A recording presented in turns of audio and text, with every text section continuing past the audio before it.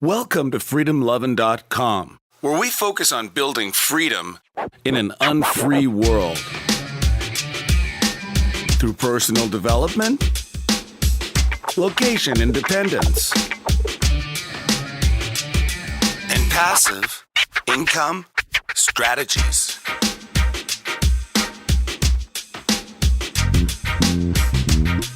Now here's your host, Kevin Koskela.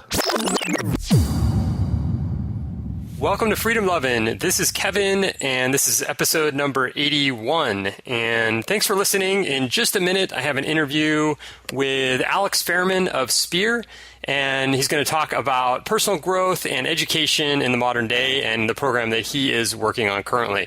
So it's a great chat. Stay tuned for that in just a minute here. So let's see, a few things before we go to that. I've been getting back into reading a little bit more. I kind of slowed down there a little bit for a while, working on a lot of other things. And the latest book that I've almost done with is called Mini Habits, and it's Stephen Guy's. And I'll have a link to that in the show notes. But this is a really cool book. It's super short, but it's got a lot of ideas on how to build habits very easily with setting these mini goals. And kind of the example that a lot of people have probably already heard of, but one of the examples is the one push-up idea. So you're not motivated to work out. You think of it as too overwhelming, and you never go to the gym or you never go for your run or whatever it is. And instead of doing all that, instead of saying, I need to go to the gym every day, you just do one push-up. That's your goal. So you just say, I'm just going to do one push-up, and that's it. You don't have to do any more than one push-up. There's no pressure. It's just one. And so you start off with these tiny mini habits, and then you build from there, and it becomes a habit, and then you can kind of add to it. His other one was writing. He's a writer, and he says 50 words a day is that's his habit, is 50 words a day. So he can write 50 words. It doesn't take very long. So that's another thing. So I've been reading this, and I'm pretty fascinated with the psychology behind it, like why this works. And yeah, I'm incorporating it into some of my other things that I teach as well. So that's exciting stuff. And then the other book that I just started listening to is called The Truth by Neil Strauss. And Neil Strauss wrote The Game. That was probably his biggest best-selling book. He also wrote a book called Emergency and a whole bunch of other books. But I enjoy his writing, and I'm listening to the audio version of The Truth, and it's kind of about a lot of the things that he's had to deal with emotionally. And if you read The Game, or if you know his story, he wrote that book about the pickup artist community and how he just kind of put himself in there. And then he became really into that whole thing of getting like tons of women and sleeping with tons of women, and he kind of became addicted to that. And this book is about what the aftermath of that was, and how it starts off with him having cheated on his girlfriend, and he's going through this, he's entering himself into a sex addiction rehab place. And he says, and I listened to an interview with him on the Art of Charm podcast that just came out actually, and he says that he was at the point where he's like, well, this isn't working, this monogamy thing isn't working, so I need to find a better way, something else has to work. But he doesn't really say, I'm not really sure what he's going to get at in the book, but I'm really interested to hear of what his ideas are. And I think this is what's really cool about this book, just this idea of it, is that he's really digging deep emotionally into his past, and he's really trying to figure himself out. And I think that's something that has been kind of frowned upon, especially in the male community. Guys aren't supposed to do that. You're supposed to just take on what's now and forget about the past. And he's going right in there in his childhood and his relationship with his mother and everything. And it's really interesting. I think he's really getting somewhere so far in the book. I'm only about an hour into it, but I think it's an 11-hour book. But I highly recommend it. It's called The Truth, and it's Neil Strauss. Then the Freedom, Love, and Quest group. I put up a group a few weeks ago in Facebook, and it's called Freedom, Love, and Quest. And I want people that are really interested in building freedom in their lives to join. And anyone can join. You just have to send a request to me, or it'll go to me. I'll have the link in the show notes, but if you want to search for it, it's Freedom, Love, and Quest in Facebook, and you'll see the group. And we've got about 60 people, I think. So I want to hear about what you're doing. I want to hear some feedback, and I think it's a great place to share ideas. So check that out if you are on Facebook. And I am also going to be revamping the Freedom Lovin' site. It's got kind of an older look. It's got kind of the look from like 2009 maybe. maybe 2010, and then things started to change, and my site still has that sort of a look and feel to it. So it's not a horrible looking site right now, but it definitely needs improvement. And there's a guy that I'm working with Freedom Lovin', and his name is Paulo, and he's in Brazil. And I'm just so excited to be working with him because he's a member of my Freedom Lovin' team now. And so he's helping out with a lot of things. So he's also in the Freedom Lovin' Quest group, and I'm hoping he shares his story sometime soon because it's pretty fascinating as well. So I'm really excited about that. And lastly, I'm giving a course it's called Burn Fat for Life. And that one is right now, it's part of Try Swim Coach. It's part of my other site. So I have built it on 22 Social. And I think I mentioned this a couple times before, but 22 Social is an app that helps you build your site onto Facebook. So a membership site you can build on there. You can put a podcast on there. Lots of things. So I built that on my Try Swim Coach fan page, and in the Freedom Lovin' Quest group, I am talking about that and going through, kind of how it's going and what happened and how to do it. So if you're interested in that, it's 22 Social, and my course is called Burn Fat for Life. I'm not trying to advertise the course here. It's actually already full. So I've got 14 people in the course, and I'm going to be starting it tonight. And it's going to be on a live hangout tonight. So from there, I'm going to build an automated version of that course. So I won't have to be teaching it every time, although I probably will run the course live again. My friend Wes Bertrand wants to do it with me as well, which is great because we worked on Healthy Mind, Fit Body podcast for a few years together, and he'd be a great person, great asset for the course. So lots of big things coming up at the end of the year and into next year. That's about it. If you have a chance, just go ahead and give us a rating and review on either iTunes or Stitcher, however you listen to the show. I'd really appreciate that. Love to hear your feedback, your ratings, and your reviews. So without further ado, here is my interview with Alex Fairman. Go out there and build some freedom, and we'll talk to you soon. All right. Well, I'm super excited to have Alex Fairman on the show today. He is an avid entrepreneur, music producer, and educational specialist in creating new solutions to engage learners. Prior to founding Spear, he worked for the University of Southern California as a curriculum innovation specialist and has a passion for transforming the way we learn using modern technology and the art of cinematic storytelling. And Spear is a 21st century elite education for men that uses gamification to inspire personal growth. Spear teaches a wide range of subject areas from physical training to financial intelligence to meditation disciplines. The results are the incredible men who complete their training with Spear and join a powerful peer group working together to build a better world. And the website is joinspear.com. Alex, welcome to Freedom Lovin'. Thank you, Kevin. I'm excited to be on the podcast. Cool. Yeah, it sounds like what you're building there is along the lines of building more freedom and helping other people do that in their lives. Now, can you tell me a little more about your background? Like, what was your childhood like and where did you grow up and things like that? For me, growing up, I was one of those angsty kids, and I was in the ordinary education system, and I could see a lot of areas where, first of all, it was just a guttural feeling that they weren't really teaching the important things to me. It felt like we're going through and we're getting taught our geometry and we're memorizing dates about when some battle happened or some treaty happened. And the whole time I have this voice in my head, right? And this thing telling me, when am I really going to use this? Right. So I was definitely one of these like angsty millennials who went through the whole education system through till college. But I was like very much on this path of we need to fix this. We need to change this. We need to completely rewrite the script on education because it's the first big like formative moment of our lives before we hit the workforce, before we get into relationships. Like the education system is what influences us. So if we can change that, we'll have a ripple effect on everything else in the world. Yeah, completely. That's interesting. It's like listen to a lot of podcasts on parenting. I'm not even a parent, but it's just an interesting topic. And that's one thing that gets brought up is like, yeah, we can, definitely there's a lot of work to be done on better parenting, but then even with the best parents and knowing everything about how to raise kids and do the right things, if they're shipping them off to the current public school system, it's like you need to be retrained after that, right? Totally, because it's like you're going to get 8 hours a day of exposure in that system, and then the parents maybe for like a couple hours when they get home from work, they're like the great parenting kicks in, but you're still fighting a losing battle at that point. So yeah, really changing the way that education works was big. And for me, growing up also, I I went to a single school for the first 12 years of my life. And then my parents decided to move and moved us out from California to Hawaii. And it was like this uprooting moment for me where my stable reality disintegrated and I had to learn to operate in a different world. It was very different from California. And that was really good for me, actually, because it got me out of my comfort zone. And I started to really become more of a networker. And I started to put myself out there. And, I always had these inclinations that I wanted to change the world. I wanted to be a part of some bigger movement that was going to transform this place because I was really frustrated. So I took it upon myself to locate who are the high potential members of my generation.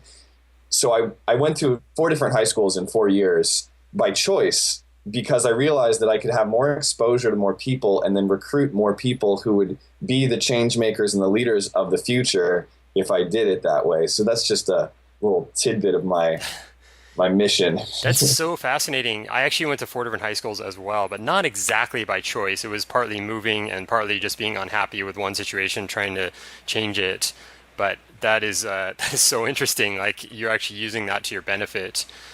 Yeah, that's awesome though, isn't it? I feel like it gives a sense of like a resiliency to have gone through that experience and dealt with that like change and that instability. And it's like sucks at the time, but you look back and you realize that's what made you who you were. Really good point. I mean, I've often been surprised at how people don't really think about their education much. They're like, oh, I had a really good education. I got good grades in high school. And I'm like, it's funny because I went to 4 different schools and I kind of saw a wide range of teaching abilities and just like the idea that I was getting educated. Like there was definitely times when I just was like, this is not education. I'm not learning a thing and I'm just showing up and just trying to do the bare minimum just to get by. And I always was surprised that people couldn't see it. I'm like, this is crap. Right. Like we're not getting anything out of this.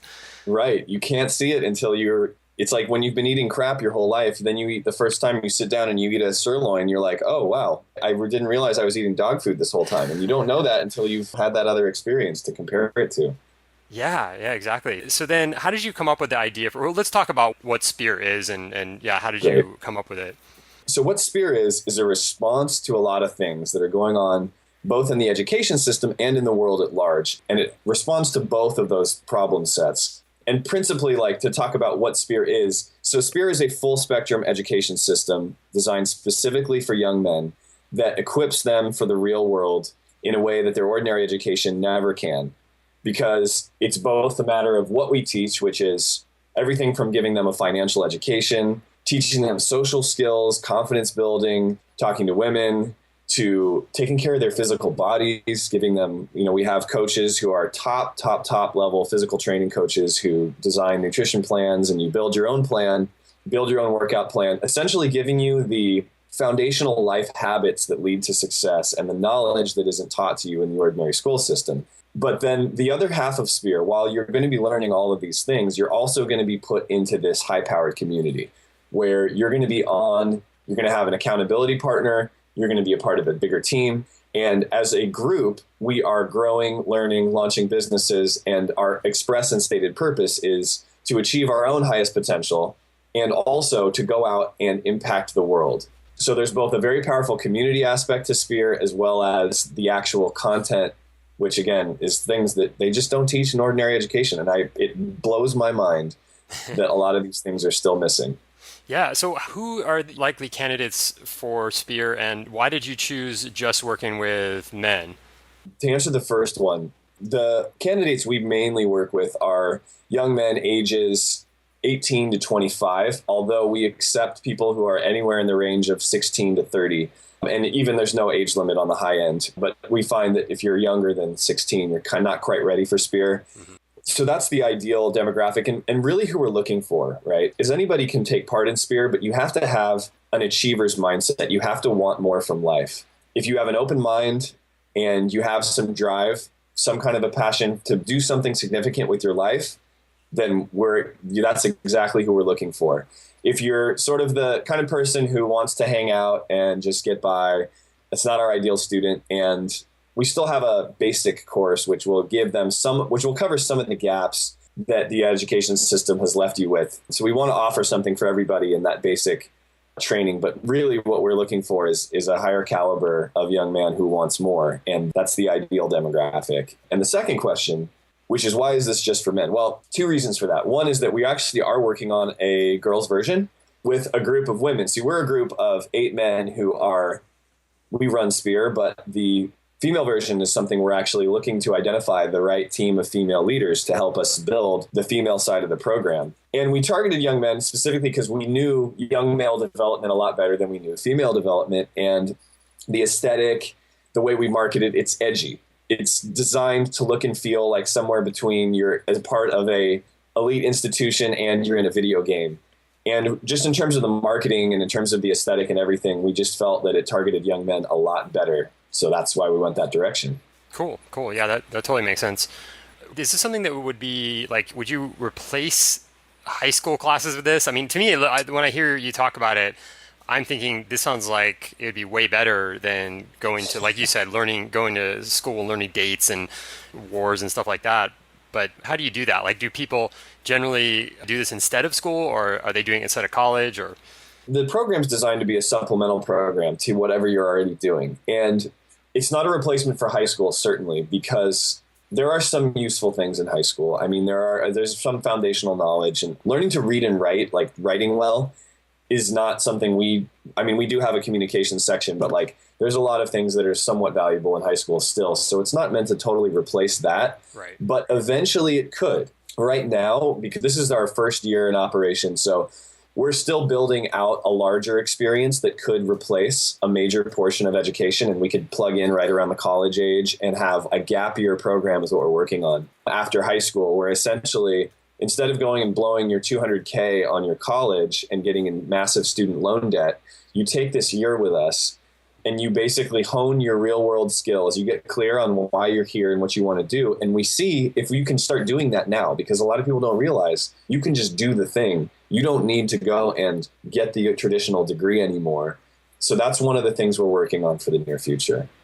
Awesome. Now, how do you find your students or your people that enter your program? We market through a variety of channels. And that's one of the great things about our mutual friend, Josh Fector, who's helping us from 22 Social, is he's helping us really help build out our online marketing, digital marketing campaign. So we look for those places where our demographic is already. So that could be blog websites that there's a large young male readership that has that entrepreneurial edge. So we go and we market there either through affiliate or through just banner ads. And or we also give away some free content in different places. But we're also really exploring right now, and this is a new thing for us, but we're really exploring how we message and plug this into both universities, and we talk to parents as well. Because once they get the conversation, once we get to explain to them all the benefits of Sphere and what it actually does compared to what the ordinary education system does, it's a slam dunk. So it's just like, how do we get to have that conversation in a really powerful way? And creating the space for that is what we're really focusing on right now. Yeah, it's almost like you have to find people that are already thinking a little outside the box. I mean, you're not going to take somebody that's kind of trapped in the matrix and doesn't really think too much. And, they're like, oh, this looks cool. Like you're more like, these are people that are already on that path. And then you show up and it's like, oh, wow, this is exactly what I was looking for, right? Exactly how we think of it too. Yeah. Yeah. No, it's cool. I had, and I think you're familiar with Praxis. Yes, I am. Yeah. So I had TK on the show a couple shows ago, and it's just awesome to hear all you guys working on these kind of projects, because it seems like what's happening is there's no way that we can just like dismantle the public school system or try to take it down in some way. But by building these kind of programs that are, to me, much more attractive than what is currently offered in as far as public schools go, it seems like this is just kind of the wave of the future, and eventually there'll be so many of these programs that people are just going to look and go, what are we doing? Let's move to something like this that's actually helpful, that's actually educating people.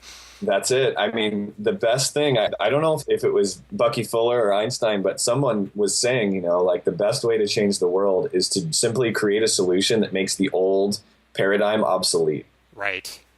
That's a really good point, because like if I start talking about my political beliefs with people in general, they're like, well, okay, well, what would you do? And like, if I start criticizing something that's going on right now in politics, they're like, okay, but how would you do it then? It's Right. like, great Right. that it doesn't work the way it is, but at least it's there. At least there's a system.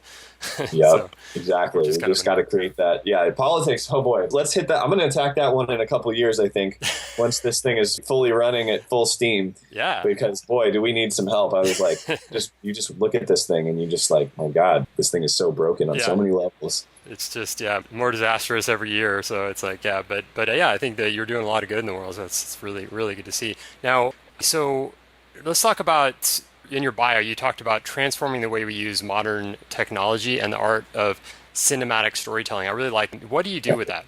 So this is really, I think, one of the most interesting parts of Spear, and I think you and your listeners will find this a very interesting nugget as well, is that today we're dealing with a crisis of meaning making. This is my belief, but it's also backed up by a lot of research.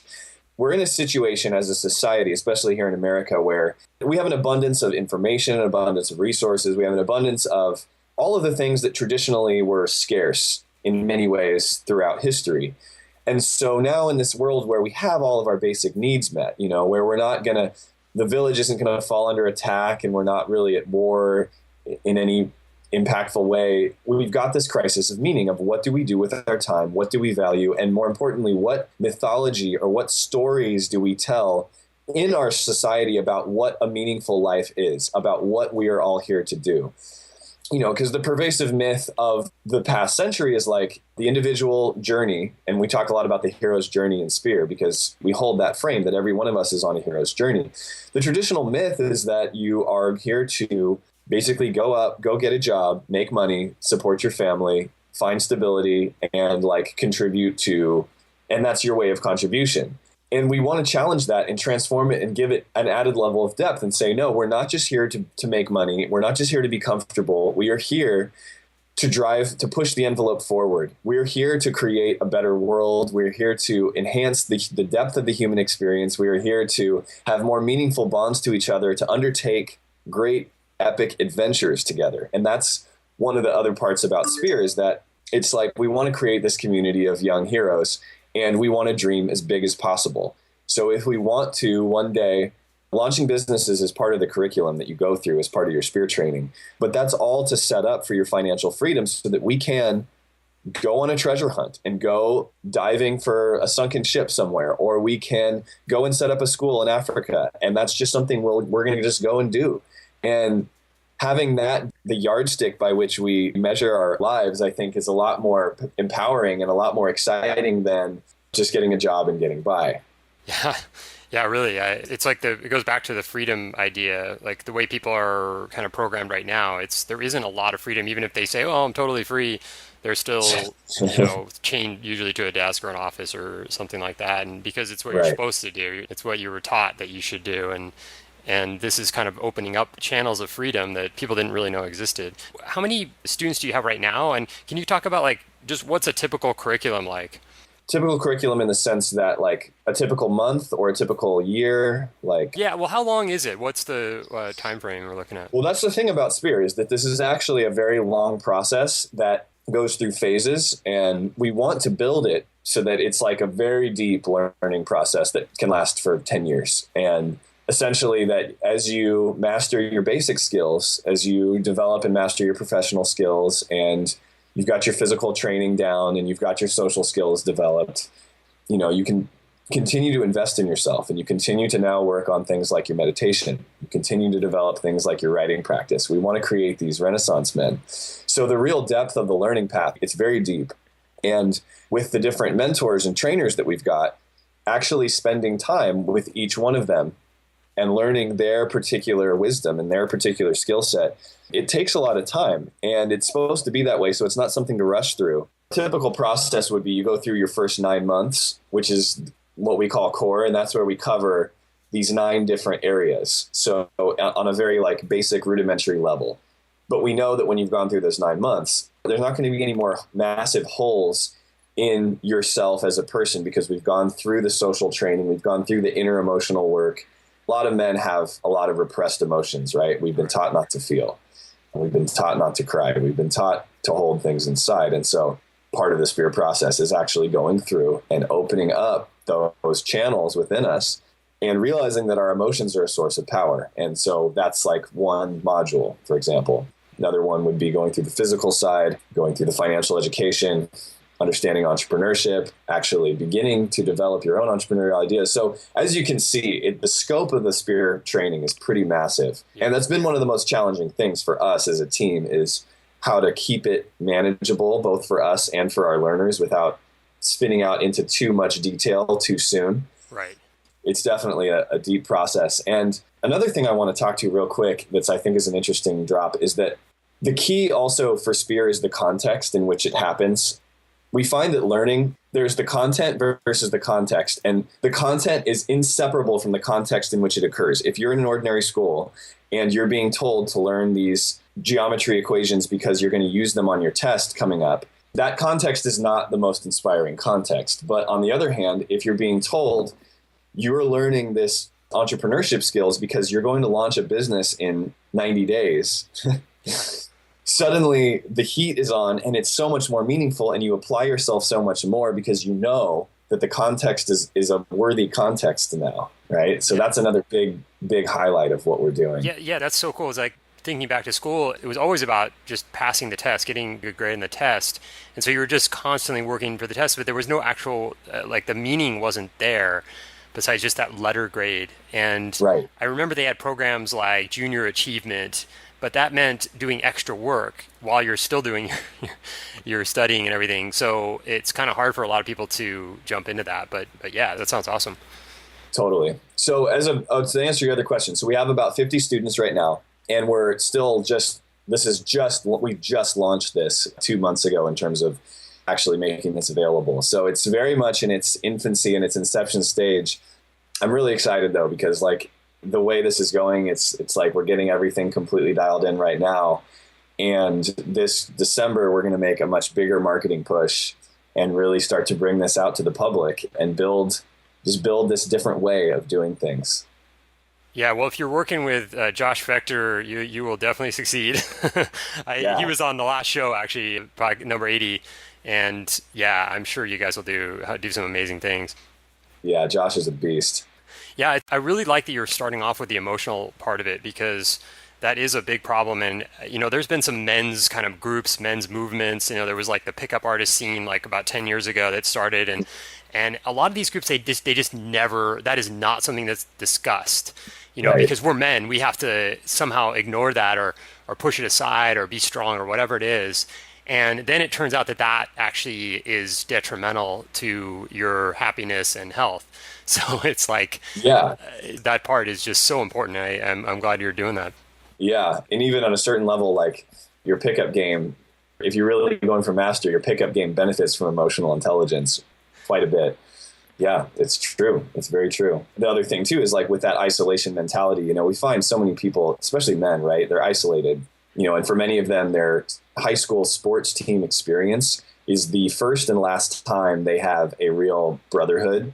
Yeah. They really have that sense of being supportive and supporting others and pushing each other. And so we really also ingrain in everybody that we have to work together as a team. The new alpha males of the modern world hunt together in packs. We do not isolate ourselves. We learn to be part of a bigger group, and we're much more efficient that way. And life is just more fun.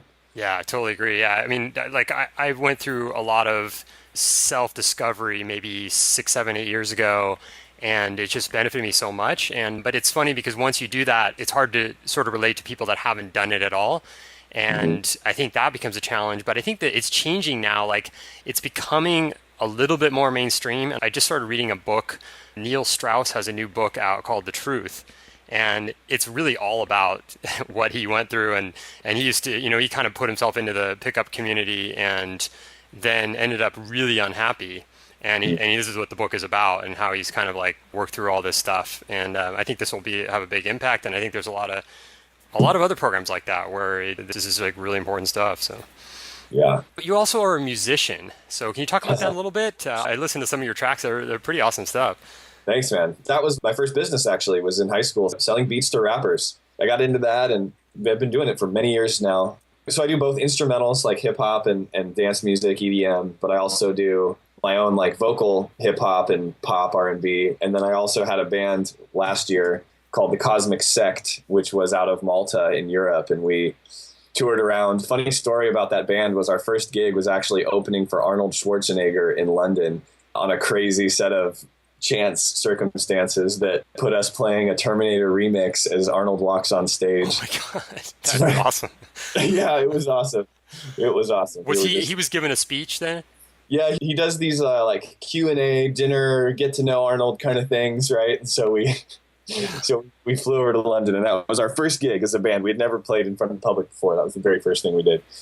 So let's talk about Malta a little bit. How did you end up there? And this is the really interesting part of this. So Spear, just to give a little context, it didn't just grow out of a need for a better education. It also was like part of my personal legend dream that I had since I was young, as I read these stories, right, about the Knights of the Round Table and the Spartans and all of these sort of epic groups of virtuous men throughout history who have done really cool things. And I was always like inspired as a boy, you know, of like, wow, I wish that existed now, you know? So I've always had this fascination with knights and whatnot. And there's an order of knights. There's still a very powerful one you may be familiar with called the Knights of Malta. They're no longer based out of Malta. They're based out of Rome, but they're a very large order. They've existed for over 500 years. They are very powerful, more than people realize. So I was drawn to Malta because I needed to get out of LA. And I was just like, I've been there for 8 years. And if you're living in downtown LA for 8 years, you kind of realize it's like, you know, you need to get the hell out of there sometimes. Yeah.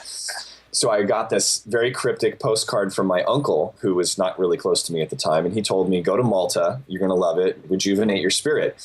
And my uncle ends up passing away right after he sends me that postcard. It was very strange, very synchronistic. It was like something out of a Dan Brown novel. And so I thought to myself, I've got to honor my uncle's last request. And I've got to go to this island in the middle of nowhere in the Mediterranean and see what this is all about. And so I went to Malta, and I didn't know anybody, but it felt like the right thing to do. And so I spent the better part of a year there last year, and I was able to both make contact with the Knights of Malta.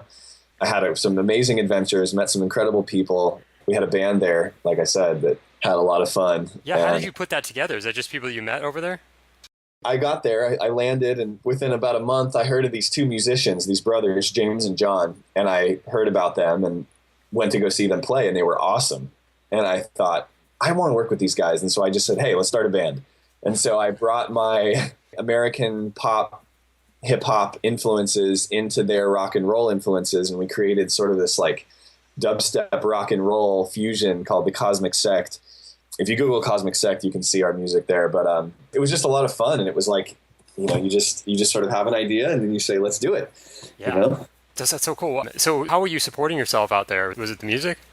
So I was being a producer for artists in Malta. So I would find people who wanted music produced, and I had, coming from LA, there's a certain like aura you have that they appreciate. I took advantage of that. And I had recently gotten some funding from something called Upstart. I don't know if you're familiar with that. Yeah, I've heard of that. Yeah. So that was a really cool thing that enabled me to get some more freedom. If you're just for your listeners who are listening, like Upstart's really cool. It allows you to basically leverage your personal data in terms of your achievements, in terms of your credit, in terms of your quality of your idea to basically raise capital, not on the basis of a project like Kickstarter, but on the basis of you. So if you, depending on what your degree is, depending on a lot of statistics that they measure, they give you a funding rate, and then you can raise capital on that funding rate, both through Upstart and through your own private network. And you basically then pay a very small portion of your income back to Upstart over the next 10 years, but it's not a loan. And that's the key difference. It's actually like a revenue sharing agreement on your life. And it's a very low, it's usually 2 to 3%. So if you need that chunk of capital up front, it's a really good thing to do. The guys over at Upstart are great. I can't say enough good things about them. That sounds amazing. And then so you're just paying it back. Is that the deal?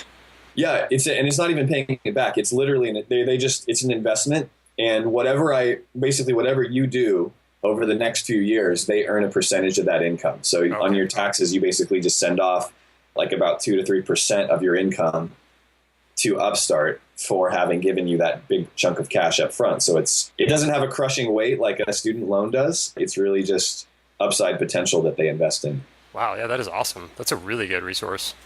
Yeah. Cool. That's some good stuff. Anything else you want to add before we sign off here? I want to say thank you to you for bringing me on the podcast. I love what you're doing. I love the mindset behind everything that Freedom Lovin' is. And, that's our goal, is to create more people who are living that way and inspiring others to do the same. So awesome. Thanks for having me aboard. Yeah, absolutely. It's been great chatting with you, Alex. Really also feelings are mutual. I mean, I really love what you're doing. You're making the world a better place, and I think you're teaching other people how to make the world a better place, which is really awesome. So thanks again, and give out your URL again. It's joinspear.com. Yeah, joinspear.com. If you sign up for the mailing list, we're going to be giving you a bunch of cool additional information about the program. Awesome. Cool. Well, Alex, good luck with everything, and thanks again, and we will be talking soon. Thanks again for listening to another episode of the Freedom Lovin' Podcast. Today we're going to close it out with a track by our guest, Alex Fairman, and it's called Rise Batman Dubstep by Game Shifter, The Dark Knight Rises. So enjoy this song and go out there and build some freedom, and we'll talk to you soon.